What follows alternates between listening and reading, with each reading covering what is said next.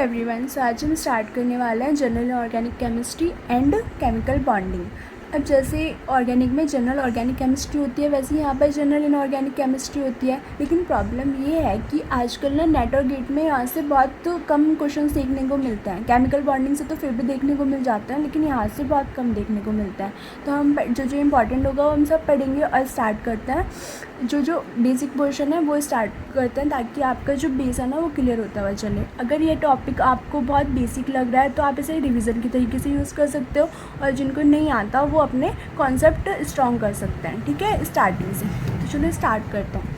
अब हम बात करें केमिकल बॉन्डिंग की। तो अब बॉन्डिंग का क्या मतलब होता है? बॉन्ड का मतलब ये होता है ना कि किसी तरीके का वहाँ पे कोई फोर्स ऑफ अट्रैक्शन हो। तो हम अगर बॉन्ड को लिखना चाहें केमिस्ट्री की लैंग्वेज में तो हम लिख सकते हैं a type of force of attraction. मतलब यहाँ पर किसी तरीके का कोई आकर्षण बल हो।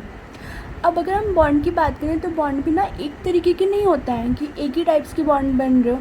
बॉन्ड भी क्या होता है, डिफरेंट टाइप्स के होते हैं। जैसे आपने सुना होगा ionic bond, coordinate bond, covalent bond.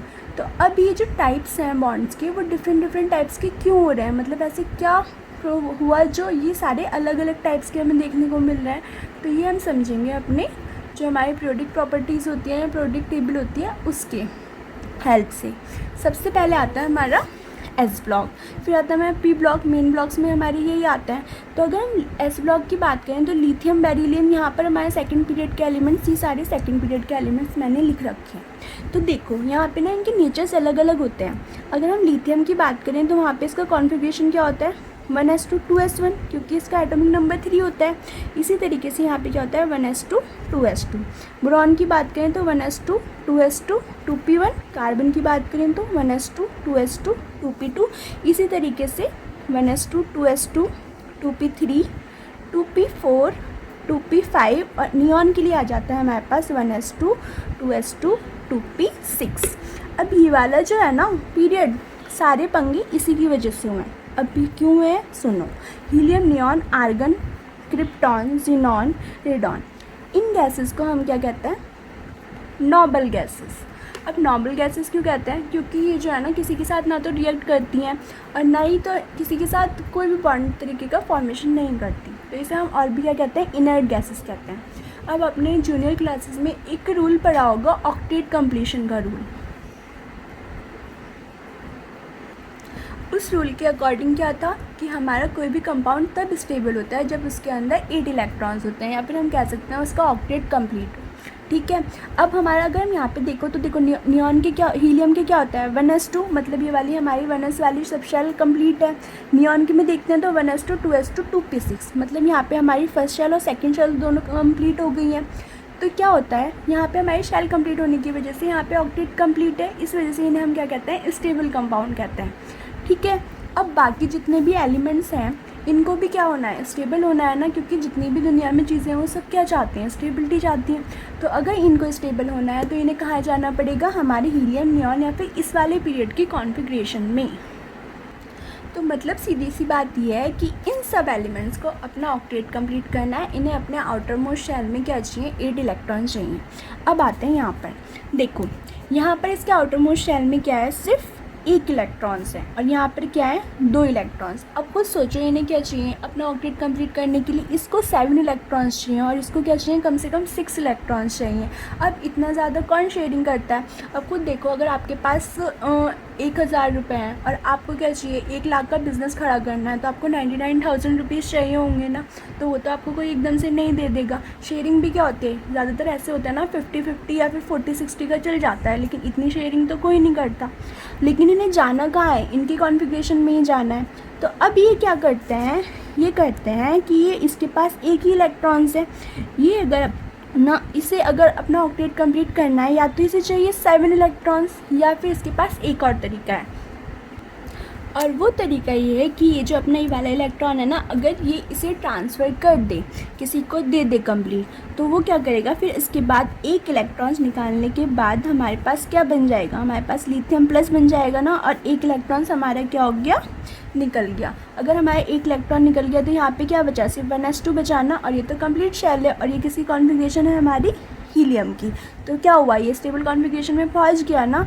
इसी तरीके से अगर ये हमारे 2 इलेक्ट्रॉन्स दे दे तो ये भी कहाँ चला जाएगा, हमारा हीलियम वाली कॉन्फ़िगरेशन में पहुंच जाएगा। तो ये जो हमारे एस ब्लॉक के एलिमेंट्स हैं वो क्या करते हैं, वो उन्हें 7 इलेक्ट्रॉन से 6 इलेक्ट्रॉन तो कोई देने वाला है नहीं, तो अपना जो एक्स्ट्रा इलेक्ट्रॉन्स होता है वो भी क्या करता है, ट्रांसफ़र करके या फिर किसी को देकर अपने पहले वाले इनर्ट गैस की कॉन्फ़िगरेशन में पहुंच जाता है। इतनी बात क्लियर है। अब इसी तरीके से यहाँ देखो, ये हमारा फ्लोरीन है ना, फ्लोरीन का जो हमारा एटॉमिक नंबर होता है वो क्या होता है 9, और इसकी कॉन्फ़िगरेशन क्या होती है 1s2 2s2 2p5 होती है ना। इसके पास सिर्फ 1 इलेक्ट्रॉन्स की कमी है। अगर इसे 1 इलेक्ट्रॉन्स मिल जाए तो ये भी क्या हो जाएगा, स्टेबल हो जाएगा, इसका ऑक्टेट भी कंप्लीट हो जाएगा। तो अगर ये कहीं से 1 इलेक्ट्रॉन गेन कर ले, या फिर जैसे इसने दिया है, लिथियम ने 1 इलेक्ट्रॉन दिया है और वो लेके कौन ले ले, ये ले ले, तो मतलब क्या हो रहा है, यहाँ पे इलेक्ट्रॉन्स का लिथियम से फ्लोरीन तक कंप्लीट ट्रांसफ़र हो रहा है ना। तो यहाँ पर जो बॉन्ड बनेगा इलेक्ट्रॉन्स के कंप्लीट ट्रांसफ़र से, उसे हम क्या कहेंगे, आयनिक बॉन्ड। आयनिक बॉन्ड क्यों कह रहे हैं, देखो लिथियम था, उसने क्या बनाया, 1 इलेक्ट्रॉन लूज़ करा। जब भी कोई किसी को इलेक्ट्रॉन देता है तो उस पर कैसा आता है, पॉजिटिव चार्ज आता है, साथ में 1 इलेक्ट्रॉन निकल गया, माइनस प्लस न्यूट्रल हो जाता है ना, ठीक है। तो यहाँ पे हमारा क्या बना, कैट आयन, पॉजिटिव चार्ज वाले को क्या कहते हैं, कैटायन। इसी तरीके से अगर हमारा एक एफ जो है 1 इलेक्ट्रॉन ले ले तो क्या बनाएगा, F माइनस बना लेगा ना, इसे हम क्या कहते हैं, एन आयन। और जब हमारी लिथियम प्लस और F माइनस की इंटरेक्शन होगी तो हमारे स्टेबल कंपाउंड बन जाएगा, ठीक है ना। तो यहाँ पे क्या हो रहा है, यहाँ पे हमारे आयंस बन रहे हैं ना इलेक्ट्रॉन्स के ट्रांसफर से। तो इस टाइप्स के बनने वाले बॉन्ड को हम क्या कह देते हैं, आयनिक बॉन्ड। इसका एक आपने बहुत जनरल एग्जाम्पल पढ़ा होगा, NaCl। NaCl में क्या होता है, Na प्लस और Cl माइनस, क्योंकि Cl भी क्या है, हमारे हैलोजन की फैमिली का है ना, और इसके पास भी 1 इलेक्ट्रॉन्स की कमी है। तो इसलिए ये वाले जो कंपाउंड्स होते हैं जिनके पास 1 या 2 इलेक्ट्रॉन्स की कमी हो, या फिर जिन्हें 1 या 2 इलेक्ट्रॉन्स चाहिए हो, तो उन्हें हम क्या कह देते हैं, आयनिक कंपाउंड। इस टाइप्स के एलिमेंट से बनने वाले बॉन्ड को हम कहते हैं आयनिक बॉन्ड। तो ये तो हो गई हमारी आयनिक बॉन्ड की बात। अगर हम आयनिक बॉन्ड की सिंपल सी डेफिनेशन लिखना चाहें, कि अगर हमें कोई पूछे कि बताओ भाई आयनिक बॉन्ड क्या होता है, तो हम सिंपल लिख सकते हैं, the bond which is formed by the complete electron transfer is known as ionic bond. Clear हो गया। तो हम क्या कह सकते हैं कि जो बॉन्ड हमारा इलेक्ट्रॉन से कंप्लीट ट्रांसफर से बनता है उसे हम आयनिक बॉन्ड कहते हैं। चलो अब नेक्स्ट चलते हैं हम कोवलेंट बॉन्ड के ऊपर। अब आती है कोवलेंट बॉन्ड की बारी, ठीक है। अभी कोवलेंट बॉन्ड क्या होता है, देखो हमने यहाँ की बात कर ली और यहाँ की बात कर ली। अब हम आते हैं इस पे। देखो ये जो हमारा कार्बन है ना, इसके पास आउटर मोस्ट शेल में कितने इलेक्ट्रॉन्स हैं, 4 इलेक्ट्रॉन्स हैं, और ऑक्टेट कंप्लीट करने के लिए इसे क्या चाहिए, 4 ही इलेक्ट्रॉन्स चाहिए। तो यहाँ पे बात आ गई वो 50-50% वाले की, कि मतलब अगर हम 50% किसी को देंगे तो कोई भी हमारे साथ शेयरिंग करने के लिए मतलब राज़ी तो हो जाएगा ना, ठीक है। तो यहाँ पे हम क्या कह सकते हैं कि ये वाले जो पीरियड के लोग हैं, ये क्या करते हैं, मतलब एलिमेंट्स हैं, वो इलेक्ट्रॉन्स की शेयरिंग करते हैं। जैसे कि अगर हम बात करें कार्बन की, तो जैसे कार्बन है हमारा, उसके पास 4 इलेक्ट्रॉन्स है ना। अगर हम हाइड्रोजन ले आए, 4 हाइड्रोजन ले आए, तो 1-1 इलेक्ट्रॉन्स क्या होगा, हाइड्रोजन का भी 1 इलेक्ट्रॉन्स होता है, और कार्बन के पास 4 इलेक्ट्रॉन्स हैं। तो इस 4 हाइड्रोजन के 1-1 इलेक्ट्रॉन्स ने हमारे कार्बन के साथ क्या कर ली, शेयरिंग कर ली। अब अगर इन्होंने शेयरिंग कर ली तो हाइड्रोजन का ऑक्टेट देखो कंप्लीट हो गया है, 2 इलेक्ट्रॉन्स, ठीक है। ऑक्टेट का मतलब, ऑक्टेट से आप कंफ्यूज मत होना, फर्स्ट शेल में हमारे 2 इलेक्ट्रॉन्स होते हैं ना, तो हाइड्रोजन को अपना बाहर वाली शेल मतलब स्टेबल होने के लिए 2 ही चाहिए होता है। और कार्बन ने क्या करा, इन चारों हाइड्रोजन के साथ 1-1 इलेक्ट्रॉन्स का शेयर कर लिया, साझा कर लिया। तो शेयरिंग से जो बॉन्ड बनते हैं उन्हें हम क्या कहते हैं, कोवलेंट बॉन्ड। तो सिंपल हो गया, अगर हमारे इलेक्ट्रॉन्स का कहीं पे कंप्लीट ट्रांसफ़र हो रहा है तो उसे हम क्या कह देंगे, आयनिक बॉन्ड। और अगर कहीं पे हमारे इलेक्ट्रॉन्स की शेयरिंग हो रही है तो उसे हम क्या कह देंगे, कोवलेंट बॉन्ड। अब अगर हम मेजर टाइप्स देखें ना, तो जो हमारे बॉन्ड्स होते हैं ना वो 2 टाइप से ही बनते हैं, या तो इलेक्ट्रॉन से कंप्लीट ट्रांसफ़र से या फिर बनते हैं हमारे शेयरिंग से। अब जो शेयरिंग होती है ना वो भी 2 टाइप्स की होती है। एक तो यहाँ पे क्या हो रही है, हमारी जो शेयरिंग हो गई ना, दोनों ने क्या करा, एक एक अपने इलेक्ट्रॉन्स की शेयरिंग कर ली। तीसरा बॉन्ड जो आता है वो आता है कोऑर्डिनेट बॉन्ड, और ये बहुत इंपॉर्टेंट है। क्यों? क्योंकि इस पे हमारी सारी कोऑर्डिनेशन केमिस्ट्री बेस्ड है, जो कि बहुत ज़्यादा वेटेज रखती है हमारे नेट और गेट में। तो अगर हम कोऑर्डिनेट बॉन्ड की बात करें तो यहाँ पे क्या होती है, देखो यहाँ पे तो कम्प्लीटली शेयरिंग थी ना, मतलब क्या करा इन्होंने, आधा आधा शेयर कर लिया। यहाँ पर क्या होती है हमारी पार्शियली शेयरिंग, मतलब यहाँ पे भी क्या हो रही है, शेयरिंग हो रही होती है लेकिन पार्शियल तरीके से होती है। अब हम इसे समझते हैं कि कैसे। आपने कंपाउंड देखा होगा BH3, बोरॉन ट्राईहाइड्राइड, ठीक है ना। अब ये BH3 बोरॉन का क्या एटॉमिक नंबर होता है, 5 होता है। अगर वो लिखें इसकी इलेक्ट्रॉनिक कॉन्फ़िगरेशन तो क्या होगी, 1s2 2s2 2p1, ठीक है। तो देखो हुआ क्या, बोरॉन की कितने इलेक्ट्रॉन्स है आउटरमोस्ट शेल में, 3 इलेक्ट्रॉन्स है ना, तो हमने यहाँ पे क्या करा, 3 इलेक्ट्रॉन्स बना दिए। हाइड्रोजन आया, हाइड्रोजन ने क्या करा, एक एक इलेक्ट्रॉन हाइड्रोजन ने भी दे दिया, ठीक है ना। तो अब देखना इसके आउटरमोस्ट शेल में कंप्लीट कितने इलेक्ट्रॉन्स हो रहे हैं। अगर हम ऐसे दिखा दें, चलो ऐसे दिखा देते हैं,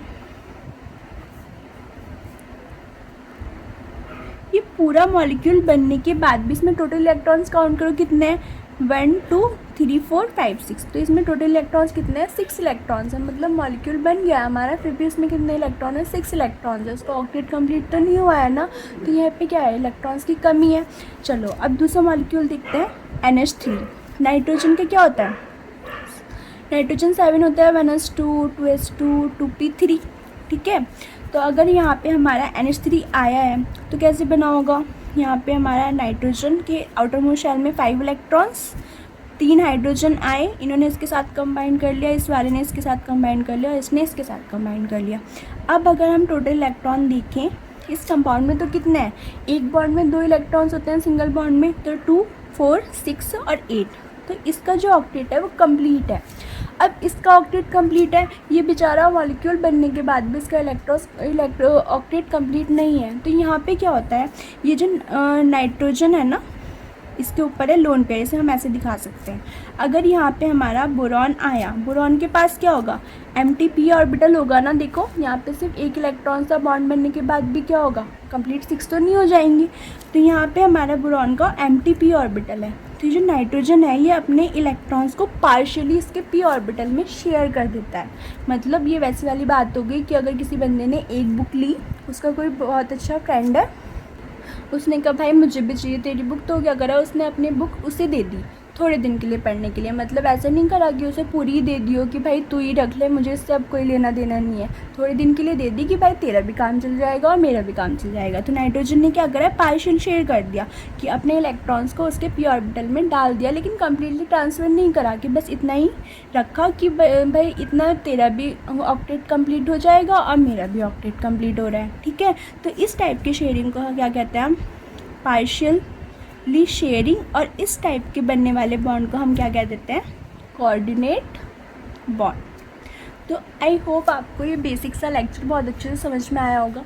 मैंने इसमें इतना टाइम इसलिए दिया है कि कभी कभी ना ये क्वेश्चंस वाइवा वगैरह में या फिर जब हमारे इंटरव्यू होते हैं तो उसमें भी पूछ लिए जाते हैं, और कभी कभी हमारे बेसिक बहुत वीक से रह जाते हैं। तो आई होप आपको समझ में आया होगा। आज के लिए इतना ही, थैंक यू सो मच।